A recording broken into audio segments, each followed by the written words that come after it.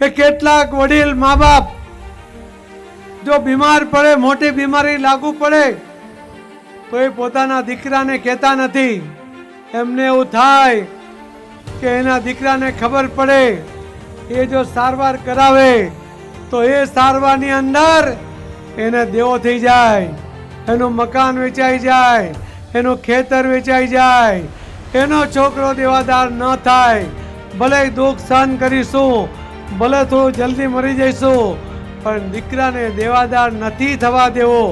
આ લાગણીને કારણે મા બાપ દુઃખ સહન ન થાય, ખૂબ દર્દ થાય તો ખેતરમાં જાય, ધ્રુસકે રડી લે, પણ ઘરે આવતા પહેલા આંખોને કોરી ધાકોર કરે અને ઘરે આવી જાય.